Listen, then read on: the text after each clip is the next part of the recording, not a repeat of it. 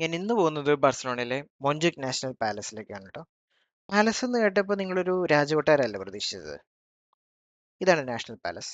ഇതൊരു രാജകൊട്ടാരമല്ല, പിന്നെന്താന്നല്ലേ? വാ കാണിച്ചു തരാം. ഓ അപ്പൊ കൊണ്ടുവന്നിട്ടുണ്ടോ? ഉവ്വ, അതിന് വലിയ ഭാരമൊന്നും ഇല്ലല്ലോ. ഞാൻ ഈ വീഡിയോയിൽ ഒരുപാട് കാര്യങ്ങൾ പറയാനായിട്ട് പ്ലാൻ ചെയ്യുന്നുണ്ട്. ആദ്യത്തെ പാർട്ടിൽ രാജകൊട്ടാരം അല്ലെങ്കിൽ പിന്നെ എന്താണ് എന്നുള്ള കാര്യമാണ് ട്ടോ കവർ ചെയ്യുന്നത്. അത് പറഞ്ഞു തരാൻ ഞാൻ നിങ്ങൾ ഒരുപാട് വെയിറ്റ് ചെയ്യിപ്പിക്കുന്നില്ല. ആ കാര്യം പറഞ്ഞിട്ട് ബാക്കി കാര്യങ്ങളിലേക്ക് കിടക്കാം. അതിനു മുന്നേ ചെറിയൊരു ബാക്ക് സ്റ്റോറി പറയാം. പാലസിന്റെ ആണോ എന്നല്ലേ? അല്ല, എൻ്റെ. ഒരുപാട് ബോറടിപ്പിക്കുന്നില്ല, ഏറെ 2 മിനിറ്റ്. ഇത് ഞാൻ രണ്ടാമത്തെ തവണയാണ് ബാർസലോണയിൽ വരുന്നത്. ആദ്യത്തെ തവണ പ്ലാസ എസ്പാനിയയുടെ തൊട്ടടുത്തായിരുന്നു സ്റ്റേ ചെയ്തിരുന്നത്. പ്ലാസ എസ്പാനിയയിലുള്ള വ്യൂ ഇങ്ങനെയാണ് ട്ടോ പാലസിന്റെ.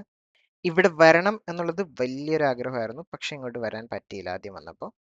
ഇത്തവണ വന്നപ്പോൾ മസ്റ്റ് സീ എന്നൊരു സ്ഥലമായിട്ടാണ് ഞാൻ വെച്ചിരിക്കുന്നത് ഈ പാലസിന്. പക്ഷെ രാത്രിയാണ് ഇറങ്ങാൻ ടൈം കിട്ടിയുള്ളൂ. 12 മണിക്ക് മുന്നേ തിരിച്ചു പോകണം. 12 മണി വരെ ഉള്ളൂ മെട്രോ. മെട്രോന്റെ വീഡിയോ ഞാൻ ഡിസ്ക്രിപ്ഷനിൽ ഇട്ടിട്ടുണ്ട്. 12 മണി കഴിഞ്ഞാൽ ബസ് ഉണ്ട്. ബസ് 24 മണിക്കൂറുണ്ട്. പക്ഷെ ബസ് കിട്ടിയില്ലെങ്കിൽ നടക്കണം. ആദ്യം നമുക്കിത് എന്താന്ന് നോക്കാം. മൊഞ്ചുക് നാഷണൽ പാലസ് എന്നത് വളരെ വളരെ ഭംഗിയുള്ള ഒരു ബിൽഡിംഗ് ആണ്. ഇതിൻ്റെ ഉള്ളിൽ ഒരു ആർട്ട് മ്യൂസിയം ഉണ്ട്. ഇത് രാജകൊട്ടാരം അല്ലെങ്കിൽ പിന്നെ എന്തിനാണ് പാലസ് എന്ന് വിളിക്കുന്നത്? വേറൊന്നും കൊണ്ടല്ല, രാജകൊട്ടാരം പോലെ ഇരിക്കുന്നത് കൊണ്ടാണ്. ഇതിൻ്റെ ഡോമുകൾ, ഇതിൻ്റെ സ്റ്റെയറുകൾ, ഇതിൻ്റെ ആർക്കിടെക്ചർ, ഈ ബിൽഡിംഗ് ഇരിക്കുന്ന പൊസിഷൻ. കൺഫ്യൂഷൻ ആയോ? ഇത് എന്തിനായിരുന്നു പണിതെന്ന് കൂടെ പറഞ്ഞുതരാം. 1929 ബാർസലോണയിൽ ഇന്റർനാഷണൽ എക്സ്പോസിഷൻ എന്നൊരു പരിപാടി നടക്കുന്നുണ്ടായിരുന്നു. ബാർസലോണയെ ഒരു മോഡേൺ വ്യാവസായിക നന്നായിട്ട് അറിയായിരുന്നു ഈ ചൂരയുടെ മുള്ളിൽ നല്ല തൊണ്ടേക്കറി കുരുങ്ങി. അത് വിട്, ഞാൻ അർത്ഥം പറഞ്ഞുതരാം. വ്യാവസായിക സാംസ്കാരിക കേന്ദ്രമായിട്ട് പ്രസന്റ് ചെയ്യുക എന്നതായിരുന്നു ഉദ്ദേശം. ഈ പരിപാടി നടത്താൻ വേണ്ടി ഒരു വേദി ആയിട്ടായിരുന്നു ഇങ്ങനൊരു ബിൽഡിംഗ് പണിയാമെന്ന് തന്നെ വിചാരിച്ചത്. ചുരുക്കി പറഞ്ഞാൽ ഇതൊരു ആർട്ട് ആൻഡ് എക്സിബിഷൻ ഹാൾ പോലത്തെ ഒരു സെറ്റപ്പാണ്. ഇതൊരു രാജകൊട്ടാരം ആയിരുന്നില്ല. ഇവിടെ ഒരിക്കലും ഒരു രാജാവും താമസിച്ചിരുന്നില്ല. ഇതിന്റെ ആ ആർക്കിടെക്ചർ എന്ന് പറഞ്ഞപ്പോഴാണ് നാഷണൽ പാലസിന്റെ ഓരോരോ ഇൻട്രസ്റ്റിംഗ് ആയിട്ടുള്ള പാർട്സ് ഒന്ന് കാണിച്ചു തരാം. അതിനു മുന്നേ 2 കാര്യം. ഒന്ന്, വീഡിയോ ഒന്ന് ലൈക്ക് ചെയ്തിട്ട് ചാനൽ ഒന്ന് സബ്സ്ക്രൈബ് ചെയ്യുകയാണെങ്കിൽ ഭയങ്കര ഹെൽപ്ഫുൾ ആയിരിക്കും. ഒരുപാട് കഷ്ടപ്പെട്ടിട്ടാണ് ഈ കാര്യങ്ങൾ പഠിച്ച് നിങ്ങളുടെ മുന്നിൽ പ്രസന്റ് ചെയ്യുന്നത്. ബട്ട് ആ എഫേർട്ടിനനുസരിച്ചുള്ള റിസൾട്ട് ഒരിക്കലും കിട്ടാറില്ല. 2, ഈ ബിൽഡിംഗ് കണ്ടാൽ തന്നെ അറിയാം ഇതൊരു സിമെട്രിക് ബിൽഡിംഗ് ആണ്. അതായത് 2 സൈഡും ഒരേപോലെയാണ് ഇരിക്കുന്നത്. ഞാൻ നേരത്തെ ലാ സാഗ്രാദ ഫാമിലിയ ബസിലിക്കയുടെ വീഡിയോ ചെയ്തപ്പോൾ അതിനകത്ത് ആന്റണി ചെയ്ത ഡിസൈൻ കാണിച്ചു തന്നിരുന്നു. അത് സിമെട്രിക് ആയിരുന്നില്ലല്ലോ. ഇത് അതിന്റെ നേരെ ഓപ്പോസിറ്റ് ആണ്. ലാ സാഗ്രാദ ഫാമിലിയുടെ വീഡിയോ ഞാൻ ഡിസ്ക്രിപ്ഷനിൽ ഇട്ടിട്ടുണ്ട് കേട്ടോ. ഇനി ഈ ബിൽഡിങ്ങിന്റെ കാര്യങ്ങൾ പറയാം. ഒന്നാമത്തേത് ഇവിടുത്തെ ഡോം. അത് വത്തിക്കാൻ സിറ്റിയിലെ സെന്റ് പീറ്റേഴ്സ് ബസിലിക്കയുടെ ഡോമിൽ നിന്ന് ഇൻസ്പയർ ആയതാണ്. പുറത്തുനിന്നുള്ള ലൈറ്റ് അകത്തേക്ക് കയറുന്നത് പോലെയാണ് ഡോം ഡിസൈൻ ചെയ്തിരിക്കുന്നത്. സ്റ്റെയറുകൾ വളരെ വീതിയിലാണ് ഉണ്ടാക്കിയിരിക്കുന്നത്. ഈ മൊത്തം ബിൽഡിങ്ങിന് ആ ഒരു ഭീമത്വം തോന്നാനാണ് ഇത്രയും വലുതായിട്ട് പണിതിട്ടുള്ളത്.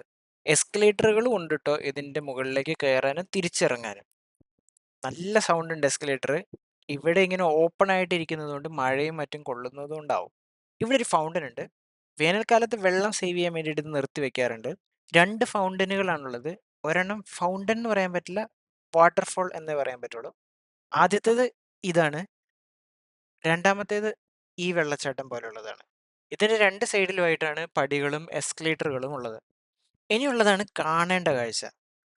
മുകളിൽ കയറി പാലസിന്റെ ഉള്ളിൽ കയറുന്നതിന് തൊട്ടു മുന്നേ ഉള്ള സ്ഥലത്ത് അവിടെ നിന്ന് നോക്കിയാൽ ബാർസലോണ മൊത്തം കാണാം. ഇത് കണ്ടിരിക്കേണ്ട ഒരു കാഴ്ച തന്നെയാണ് ട്ടോ. ഡോമുകളെ പറ്റി പറഞ്ഞപ്പോൾ സീലിംഗിനെ പറ്റിയും പറയേണ്ടതായിരുന്നു. ഒരു രാജകൊട്ടാരം പോലെ തോന്നിക്കുന്ന രീതിയിലുള്ള കൊത്തുപണികളൊക്കെയാണ് സീലിംഗിൽ കൊടുത്തിരിക്കുന്നത്. ഈ ഒരു മൊത്തം ഏരിയയുടെ പ്രത്യേകത എന്താണെന്ന് വെച്ചാൽ ഈ പാലസ് മാത്രമല്ല, ഇതിന് ചുറ്റുമുള്ള എല്ലാ സ്ഥലങ്ങളുടെ ഡിസൈനും ഈ പാലസിനോട് മാച്ച് ആവുന്ന പോലെയാണ് ഉള്ളത്. പ്ലാസ എസ്പാനിയ മുതൽ നാഷണൽ പാലസ് വരെ ഈ ഒരു ഡിസൈനോട് അലൈൻ ചെയ്തിട്ടാണ് പണിതിരിക്കുന്നത്. അത് മാത്രമല്ല, ഇതെല്ലാം ഒരു സ്ട്രെയിറ്റ് ലൈനിലാണുള്ളത്. പാലസിന്റെ ഫ്രണ്ടിൽ നിന്ന് നോക്കുകയാണെങ്കിൽ നേരെ സ്റ്റെയർ, ഫൗണ്ടൻ, തൂണുകൾ, റോഡ്, അങ്ങറ്റത്ത് കാണുന്ന ആർച്ച്, പ്ലാസ സ്പാന്യ, ഇതെല്ലാം ഒരൊറ്റ ലൈൻ വരച്ചാൽ കാണാവുന്നതേ ഉള്ളൂ. ഇതിനുള്ളിലാണ് നാഷണൽ ആർട്ട് മ്യൂസിയം എന്ന് ഞാൻ പറഞ്ഞല്ലോ. സ്പാനിഷ്, കാറ്റലൻ, യൂറോപ്യൻ ആർട്ടാണ് ഇവിടെ എക്സിബിറ്റ് ചെയ്തിരിക്കുന്നത്. ആർട്ട് എന്ന് പറയുമ്പോൾ പെയിന്റിങ്സ് മാത്രമല്ല, പ്രതിമകൾ, കൊത്തുപണികൾ, കൂടാതെ മറ്റു പലതും ഇവിടെ കാണിച്ചിട്ടുണ്ട്. മോൺജുയിക് എന്ന ഏരിയയാണ് ഇത്. മോൺജുയിക്കിലുള്ള നാഷണൽ പാലസ് ആണ് മോൺജുയിക് നാഷണൽ പാലസ് എന്നറിയുന്നത്. മോൺജുയിക് എന്നാൽ ജൂതന്മാരുടെ പർവ്വതം എന്നാണ് അർത്ഥം. ജൂപ്പിറ്ററിന്റെ പർവ്വതം എന്നാണ് അർത്ഥം എന്നും പറയുന്നവരുണ്ട് കേട്ടോ. മോൺജുയിക്കിൽ ആക്ച്വലി നാഷണൽ പാലസ് മാത്രമല്ല ഉള്ളത്, മറ്റു പലതും ഉണ്ട്. മോൺജുയിക് കാസിൽ, അത് 17-ാം നൂറ്റാണ്ടിൽ ഉണ്ടായിരുന്ന ഒരു സൈനിക കേന്ദ്രമാണ്. ഇപ്പോൾ ഇതൊരു ടൂറിസ്റ്റ് ഡെസ്റ്റിനേഷനാണ്.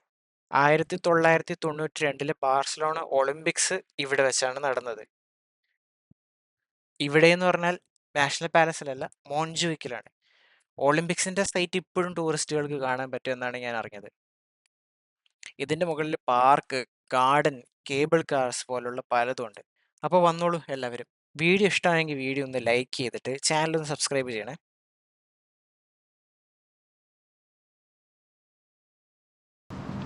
ബസ്സുണ്ട്, ബസ് 24 hours ഉള്ളതുകൊണ്ട് ഒരു സമാധാനമുണ്ട്. അല്ലെങ്കിൽ നമ്മൾ നടക്കൂടാ. ഇവിടുന്ന് ഒരു 1 മണിക്കൂർ നടക്കാനുണ്ട്. ഇവിടുന്ന് 12 മണിക്ക് കിടന്നിട്ട് 1 മണിക്ക് എത്തുള്ളൂ ഇവിടെ. അല്ലേ? Unless and until that's not going to bring a very big harm to the health. നടുവടിയും കിടക്കുന്നുള്ളൂ. അങ്ങനത്തെ ഒരു ഹാമാണ് ഞാൻ ഉദ്ദേശിച്ചത്.